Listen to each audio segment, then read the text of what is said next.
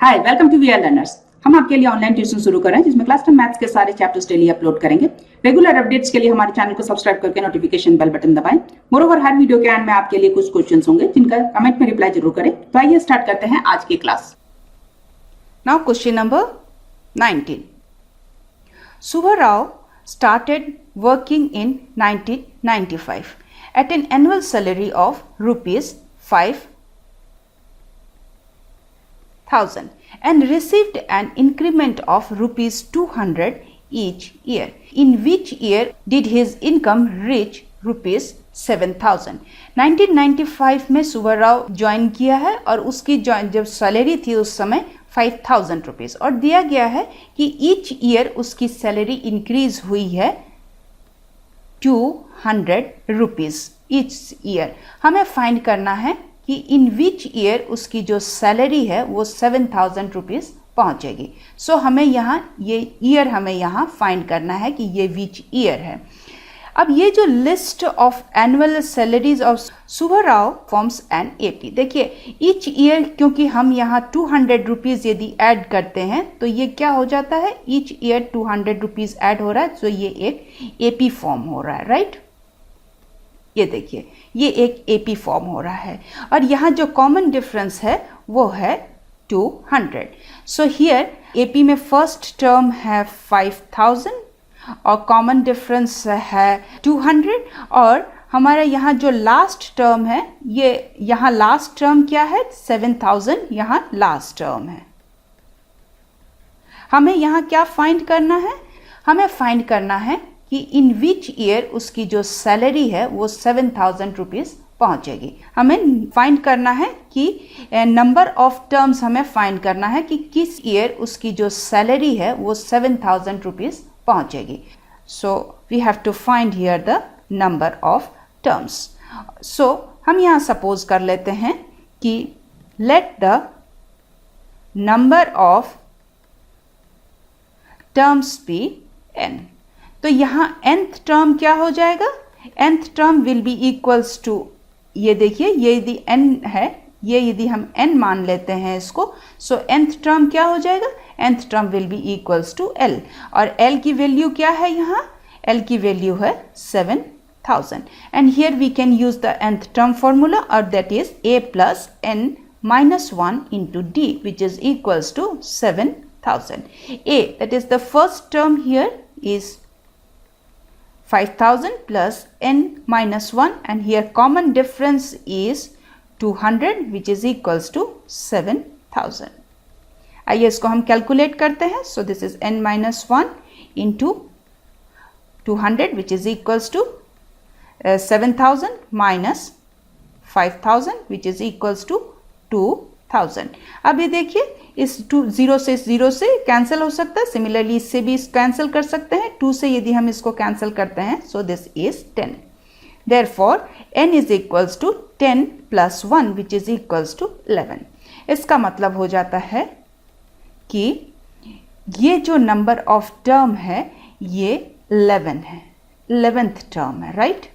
ये क्योंकि हमने n फाइंड कर लिया है और ये है 11th टर्म।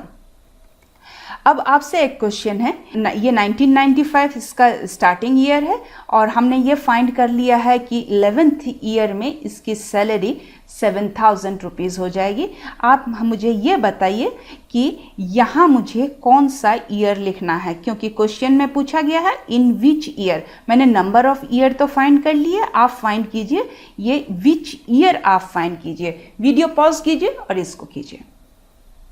देखिए स्टार्टिंग ईयर कौन सा है, 1995 और यहाँ क्या दिया गया है कि 11th ईयर में ₹7,000 हो गया, तो इसमें हम ऐड कर देते हैं 11 years. So now this is 2006। तो यहाँ हमको क्या लिखना होगा, 2006। इसका मतलब हो गया कि 2006 में ये ₹7,000 हो जाता है इसकी सैलरी। क्या आपने इस तरीके से कैलकुलेट किया?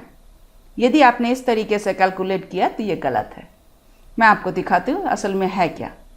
देखिए हमने फाइंड किया है कि जो nth टर्म है, nth टर्म 11th टर्म है, राइट। ये 11th है। सो यदि ये फर्स्ट टर्म है 1995 तो 1996 सेकेंड टर्म होगा एंड सो ऑन। आइए इसको हम देखते हैं। ये देखिए, ये फर्स्ट टर्म है, ये second term, third term, fourth, fifth, six, seventh, eight और ये है हमारा 11th टर्म।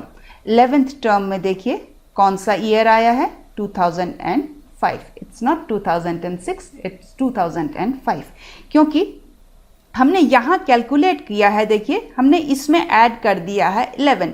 इसका मतलब क्या हो जाता है, ये नंबर ऑफ टर्म्स कितने हो जाते हैं 11, और ये 1995 भी तो 1 है, तो इसका मतलब आपने 1 ईयर एक्स्ट्रा ऐड कर दिया है। ये स्टार्ट हो रहा है 1995 से और आपने इसमें एक्स्ट्रा आपने 11 और ऐड कर दिया, इसका मतलब ये हो जाता है 12th ईयर, राइट। और हमने जो फाइंड किया था वो है 11th ईयर। सो स्टार्ट हो रहा है 1995 से, सो फर्स्ट ईयर 1995 होगा, देन 1996 सेकेंड ईयर होगा। यार इसको ऐसे हम यदि कैलकुलेट करते हैं तो 11th ईयर जो होता है वो है 2005। इसका मतलब हो जाता है कि 2005 में इसकी सैलरी हो जाएगी सुब्बा राव की 7,000 रुपीज। सो हम कंक्लूडिंग लाइन लिख सकते हैं, hence in the 11th year, that is 2005, Subba Rao's salary will be rupees 7,000. Answer. Now let's solve question number 20. Here given that Ramkali saved rupees 5 in the first week of a year, then increased her weekly saving by rupees 1.75. In the nth week, her weekly saving becomes rupees 20.75. Here we have to find n. देखिए इसका दिया गया है कि first week में इसकी saving कितनी थी in rupees 5 rupees, then each week इसने इंक्रीज की है 1.75 रुपीज़। सो सेकेंड वीक कितनी हो जाएगी 6.75 रुपीज़ हो जाएगी। सिमिलरली सेकेंड वीक अगेन इसने इंक्रीज कर दी है 1.75 रुपीज़। सो ऑन ये इंक्रीज करते हुए ग्रेजुअली ये इंक्रीज कर रही है और nth वीक में इसकी सेविंग हो गई है 20.75। ये जो लिस्ट ऑफ वीकली सेविंग है रामकली की, ये फॉर्म करता है एक एपी और हियर कॉमन डिफरेंस है 1.75 and here the first term is rupees 5 and here we have to find n, that is nth week कौन से नंबर n है, सो हमें ये n फाइंड करना है। सो हमें यहाँ n फाइंड करना है और nth वीक यहाँ दिया गया है कि here nth week is given and this is 20.75. हम यहाँ यूज कर सकते हैं nth term formula. We know this is equals to a plus n minus 1 into d and now this is equals to 20.75. हम replace कर देते हैं value. So a is here 5 plus n minus 1 and d is here 1.75 which is equals to 20.75. Implies I can write this as n minus 1 into 1.75 equals to 20.75 minus 5 which is equals to 15.75. Implies I can write this as n minus 1 equals to, now this is 15.75 divided by 1.75. यहाँ देखिएगा दोनों numerator और denominator में दोनों में ही decimal के बाद 2 digits हैं, सो मैं डेसिमल रिमूव कर सकती हूँ and I can write this as 1575 divided by 175. Now 175 से यदि हम इसको कैंसिल करते हैं so will get this as 9. Therefore n is equals to 9 plus 1 which is equals to 10. So यहाँ n की वैल्यू हमने क्या फाइंड की है 10. इसका मतलब हो गया यदि हमारी यहाँ n की वैल्यू हमने फाइंड की है 10, इसका मतलब ये 10th वीक हो जाएगी, इसकी वीकली सेविंग बिकम्स 20.75. सो हम कंक्लूडिंग लाइन लिख सकते हैं, hence in the 10th week Ramkali's weekly saving becomes